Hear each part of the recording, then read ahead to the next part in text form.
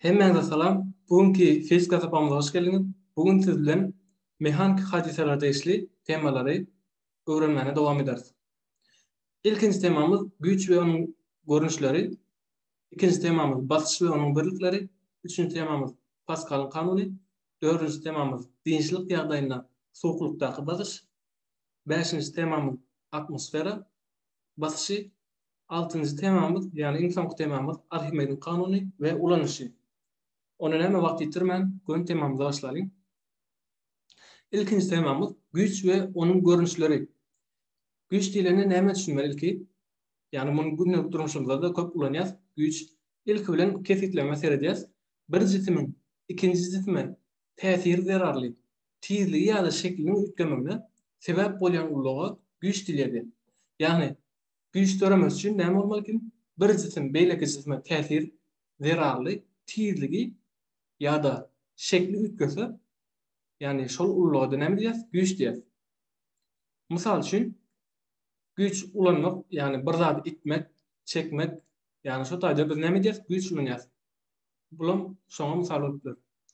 Indi güç birligi hukmyna 1 Newton ýani en kabul edilen. Bu birlik meşhur İngiliz alimi Isaac Newton'un hormatyna saýlanyp alınandyr. Ýani Isaac Newton İngiliz alimi. Indi dowam edýäs. Ve gücünün käbir görnüşleri bar. Mysal üçin agyrlyk güji, sürtülme güji, maşgak güji, dartyş güçleri, elektrik we magnet güçleri. Indi muny indiki slaýdda öwrenip geçeriz. Ondan ilk bilen formamyz öwrenelim. Bu gerek siz bilen agyrlyk güji barada öwreniriz. Agyrlyk güjüniň formasy F agyrlyk güji deňdir m köpeltmek g. Berde F ýani agyrlyk güji ýazyşaly m massa ýani kilogram, gram, tonna. Bu g'miz gravitasiýa ýani ortaça asyl bahasy 9,181 Newton gatnaşan kilogram. Ýöne bu käbirlerde 10 diýip alýas ýa-da 9,18 diýip alýas. Misallara göre ütge. Indi şu taýda şu surata seredeli agyrlyk güji bilen baglanşykly. Şu taýda bir gutyny, ýani guty diýdiğim bir karobkany diýeli ýa-da ýaşyk diýeli. Şu ýaşyk şu stola goýulanda şoňa güç täsir edýär. Ýani şu aşağı güç täsir edýär we şol bir wagtda bu stol onu götürmek üçin ona ýokary garşylykly perpendikulyar güç täsir edýär. Indi şu taýda 80 Newton güç, ýani 80 Newton'la aşak basýar. 80 Newton'un ýokary götürmek üçin 80 Newton ýokary şol bir wagtda näme diýär? Eger şu 80 Newtonluk güýji götürüp bilmedik bolsa, mysal üçin şul ýani stolmy, şu stolmy 80 Newtonluk güýji götürüp bilmedik bolsa, onda näme der? Döwler stol. Ýani şol karobkany ýaşy götürüp bilmek. Ýani diýmek, inni şu taýdan mysal üçin şu gün şu kutyň näçe agram bardygyny biz tap bilýäs. Şu taýda ýem 80 Newton agyrlyk güýji, 80 Newton deňdir näme? Massa köpeltmek, ýani mundan gysgaça näme? 10 diýip ortalama takminan alyp bilýäs. Gatnaşan kilogram. Indi şu taýdan massany tap bilýäs. Massany tapmak üçin muny beýlep geçersek näme bolýar? Massamyz m deňdir 8 kilogram bolýar. Demek şu ýaşyň bahasy bahasam boldy, ýani agramy 8 kilogram. 8 kilogram ýaşyk şu stola 80 Newton bilen näme diýär? Basýar. 80 Newton güç näme diýär? Agyrlyk güýjini basýar. Indi dowam edýäs. Şu taýda 2 sany sora bar, şolar çözeli. Indi şunu bozaýyn men. Birinci sorumuza seyredelim. Birinci soru näme diýär?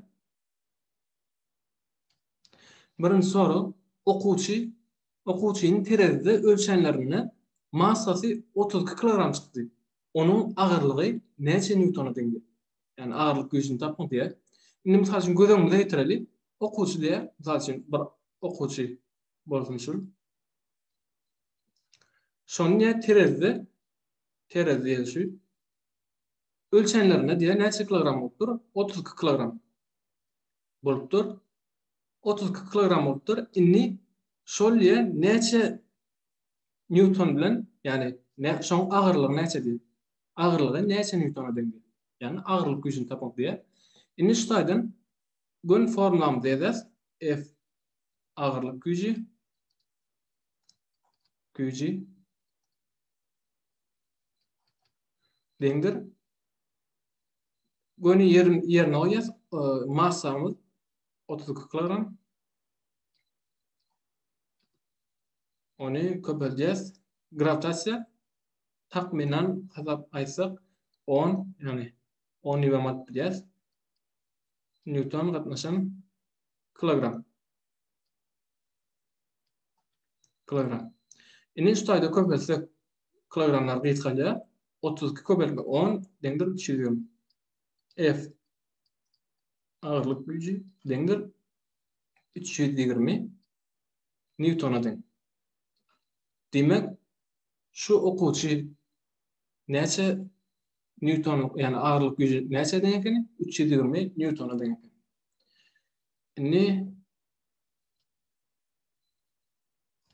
Indi dowam edýäs. İkinci sorumuz dinamometre yük aslanına. Onun görkezisi 24,5 newtona deň boldy. Onun nähili massaly yük aslan. Dinamometre ağırlyk güýçini ölçen bir kural. Mysal üçin diýelim, şu dinamometre bolsun. Şu taýdan bir yük aslanýa. Şu yük diýe näçe şoň massasyny tapmak diýer. M deňdir näçe diýer.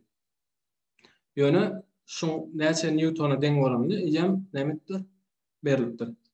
24,5 newtona deň diýer. Deňdir. Bizden M soraýar, ýani massany köpeltmek. Gravitasiýa näme deňdi? 10 newton gatnaşan kilogram. Bärden gön M tap bilýäs.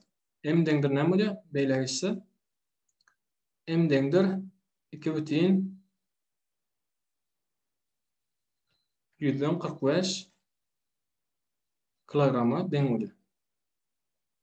Demek şol cismiň massasy näçe deň eken? 2,145 kilograma deň eken. Ona dowam edýäs. Indi ýa-ni diýdik, käbir görünüşler bar dedik. Güýçlerim.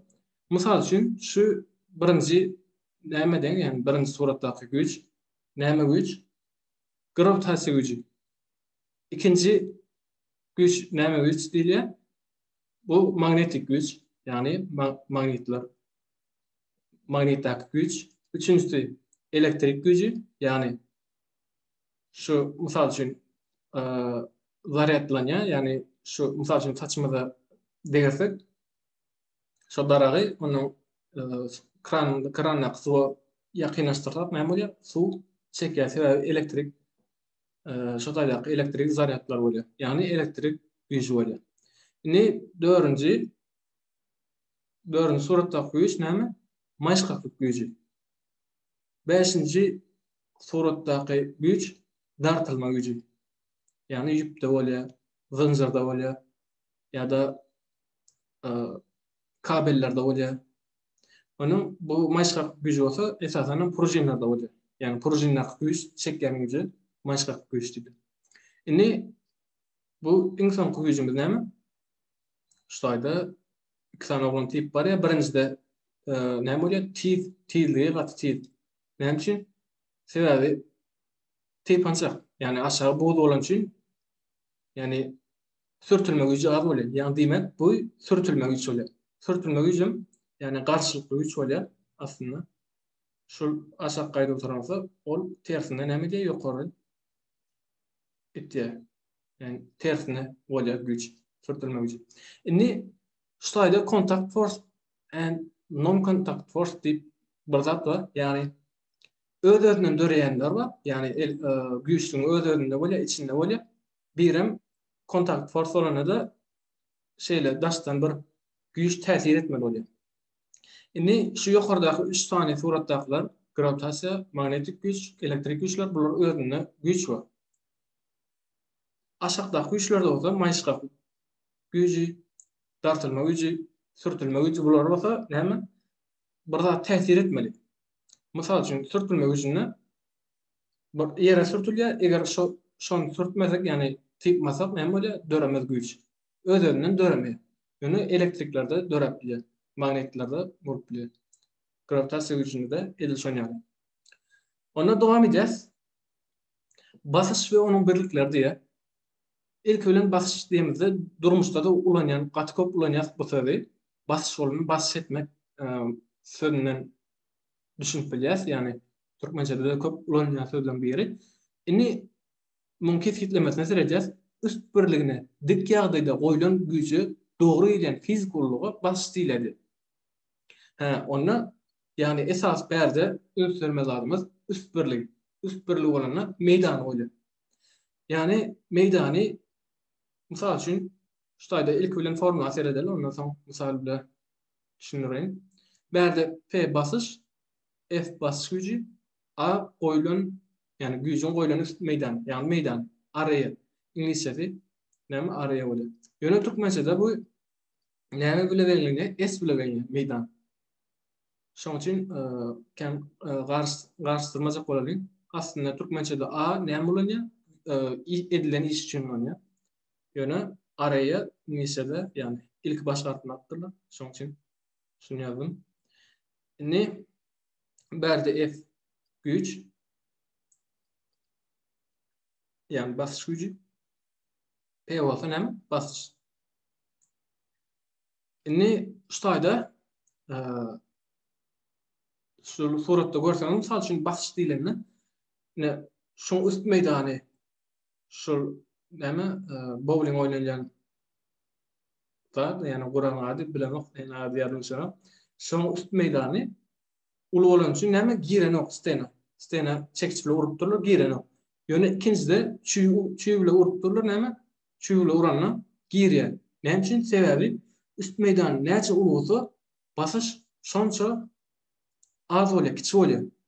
Eger haçandan üst meýdan näçe kiçik bolanda bas gaty ulu bolýar. Indi mysal şunu bir mysal bilen düşündirelim. Şeýle şar bar diýelik. Şar içini suw ile doldursun ya da tapaw diýip gaz bilen doldursun, yani howa bilen doldursan bolýar. Mysal üçin şunda näme bolýar? Şu taýa elim bilen bassam, mysal üçin elim bilen basýan ýeli bassam gatyrak basmaly bolýan ýarmak üçin. Haçan iňňe bilen basamda.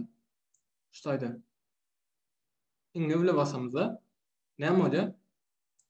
Göni çala degenimizde näme bolýar?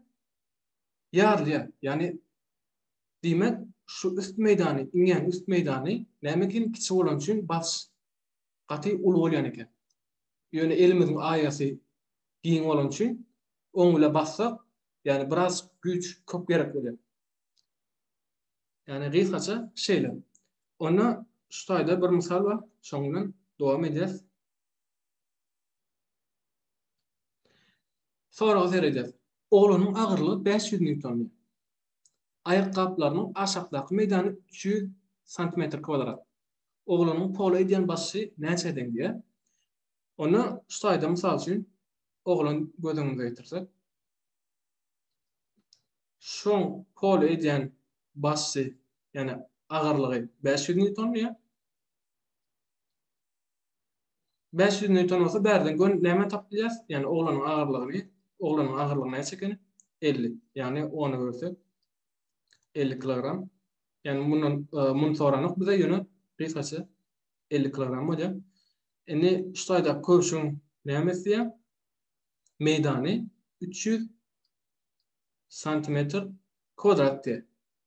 Onu biz näme soraýar? Näçe basşydy, yani pola näçe basşydy. Ona göre formulamy berler. P deňdir F 500 Newton meydany areasy yani 300 santimetr kvadrat. Onu bular nol gysgaja 5 katlaşan 3. Demek basış deňdir 5 katlaşan 3 Newton santimetr kvadrat. Gysgaça jogamy şeýle. Onu näme? Dowam edýäs. Indi Pascal'ın kanunu. Pascal'ın kanunu biraz şeyle göl ataly, yani düşünmek için seredelim. Soğukluk ve gaz özüne edilen daşarkı basışı. Yani şuayda şunu aşağınsılayın. Daşarkı basış diye, yani daştan basış edilen. Hemme tarafa üç gözlü veredi. Misal için şu surada seyretsek, şuaydan basış edildir ve hemme tarafa su näme deň çykýar. Şuaydan deşikdir. Deşikler şowar iňewle deşilen, misal için hemme tarafa deň derejede çykýar. Şonu diýjek bolýar berde. Indi ikinji näme? İkinji kepetleme agyrlyk güýjüni hasaba almany diye. Soğukluk ýa-da gazyň bölejiklerini, gazyň diwarlaryny edýän basy hemme tarafa bir meňzeş bolýar diye. Yani bulam içerki bas bilen bağlanşykly, yani bir gazyň içinde bolýan tapawdy. Misal üçin şuna teretsek, şunaky basış, yani gazyň bölejikleri diwarlara, şu misal üçin gaz bölejikleri diwarlara näme? Hemme tarafy bir meňzeş, yani edýän basy hemme tarafy bir meňzeş bolýar. Şunu hatda gysýas misal üçin gaz näme diye moleküller tez hereket başlar. Şonu da hemme tarafy näme deň hereket edýär, yani diwarlara, gazyň diwarlaryny edýän basy emesliňem deň.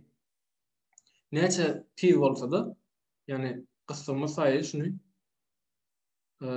gowrun kiçiltdiňmi saýy näme bolýar? Tez hereket başlar içindäki moleküller. Ýöne şonda da hemme tarafa basy deň bolýar. Kısaca şeýle Pascal'ın kanuny.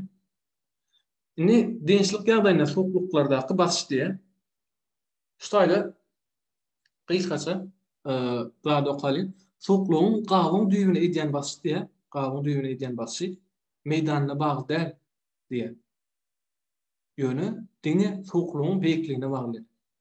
Yani beýikligine bagly. Beýiklik bolan näme? Hewle öýleýär.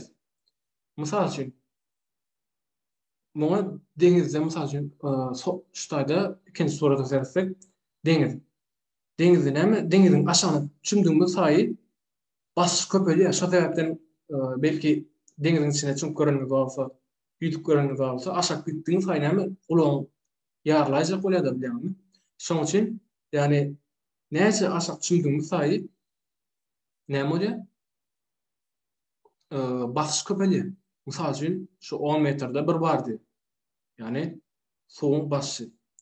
40 metrede 4 bar. Yani gittiğince aşağı gittiğince ne bolýar? Basış köpelýär. Ona şuýda mysal üçin şuýda birinji suratda göni şu ulyň gapdaky soğuk iň aşaky deşikden näme üçin kapakýar? Sebebi suwuň aşağı gitdiğince, yani düýbü, yani aşağı basış köp bolan üçin otaýdan köp çykýar. Ortasından mysal üçin ortasından biraz haýal çykdy. Şuýa sersek, ortasından haýalak çykdy. Onu bäri iň üstünden näme? Has haýalak ger. Ýani üçin sebebi basış az. Sebebi beýiklik kiçilikse näme? Basış näme bolýar? Azalýar. Kiçelýär. Indi dowam edýäs. Şuýda bir sora bar, yani ilk sora ismedeniň muň formasyna beredelik. P deňdir rho köpeltmek, G köpeltmek H. Berde rho dıkyzyk.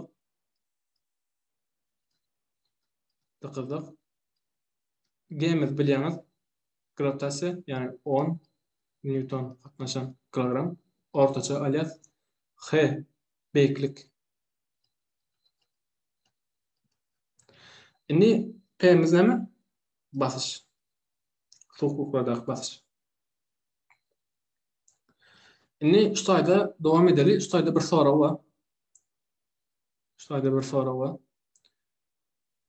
Näme diye? What is the measure on a submarine if it dives down 1000 meter in salt water? Yani şutajda basışı tapan diye submarine yani suwun aşağına giden gemi submarine. Şonu näme 100 metr aşakda 1000 metr aşakda gidedi ve dul suda. Şoň näme diye basışyny tapyn diye. Göni formulam diýeriz. Peýdendir. Yani berde yerine koysak göni näme? Romuz dıkızlygy näme? Salt water'ky, yani dul suwky 1000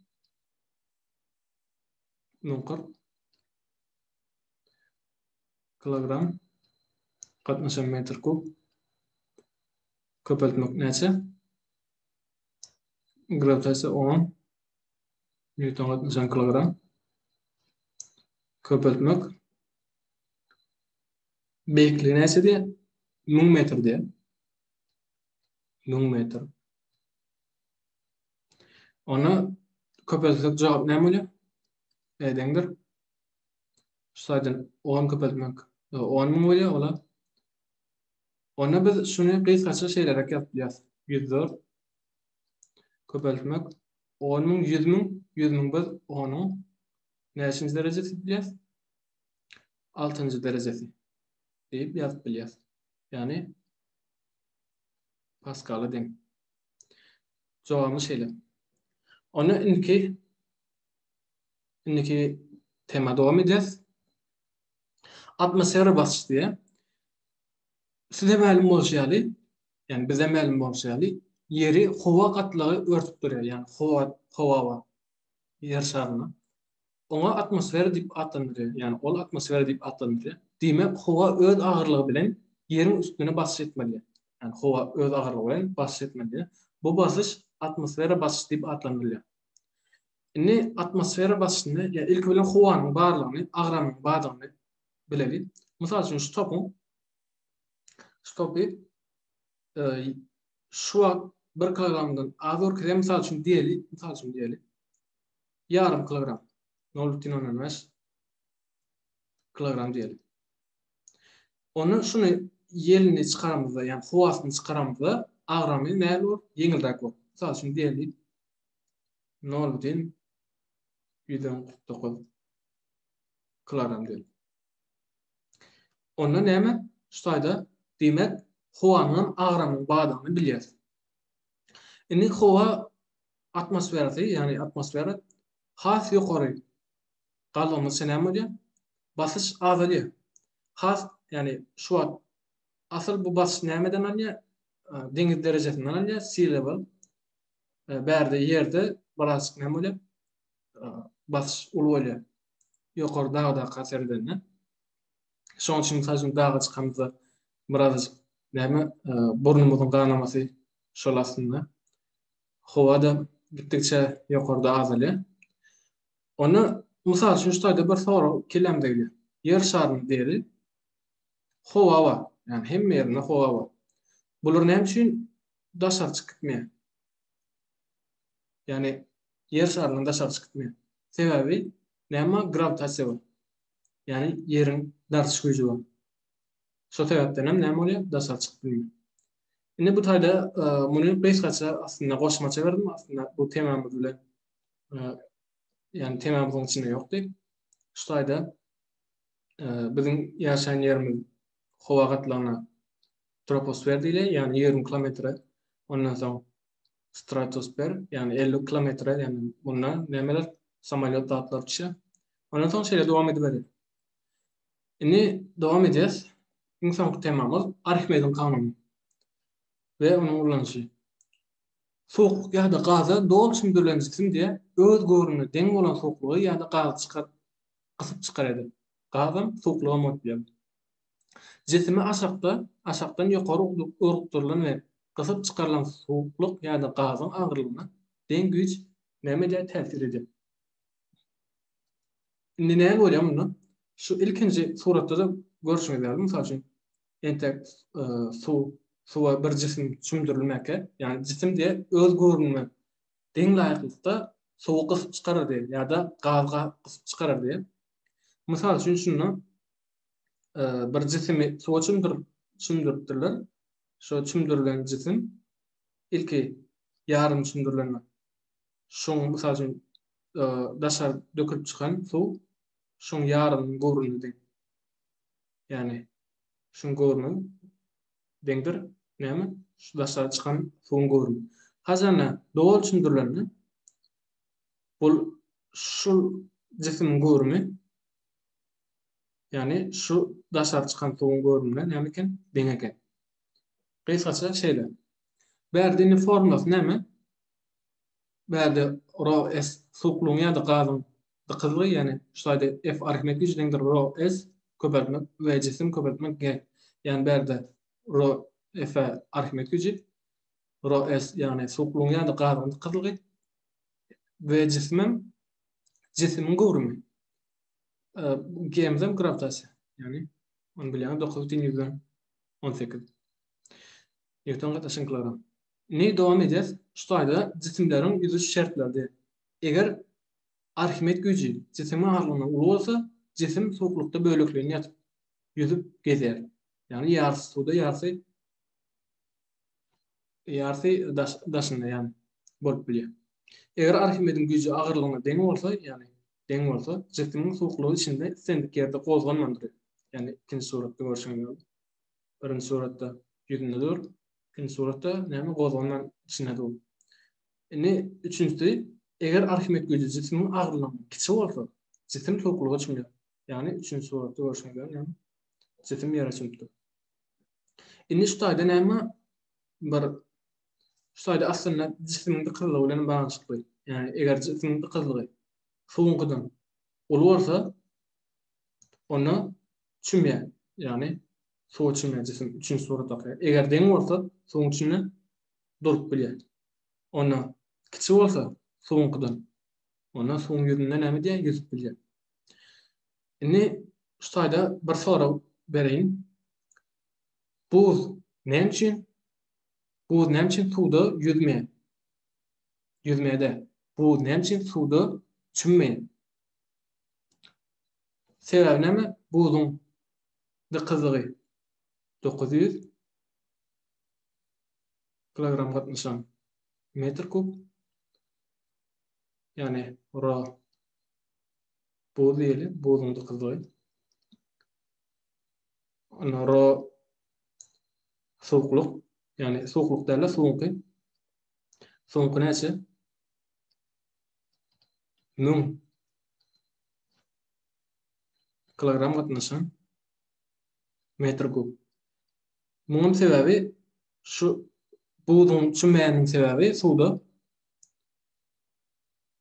yani buzyň dyklygy suwuň dyklygynyň kiçik bolan üçin suwda näme etmeýär? Çümmeýär. Gysgaça bugünkü temamyzyň soňuna geldik. Indiki videolarda görüşençe hoşça kalın.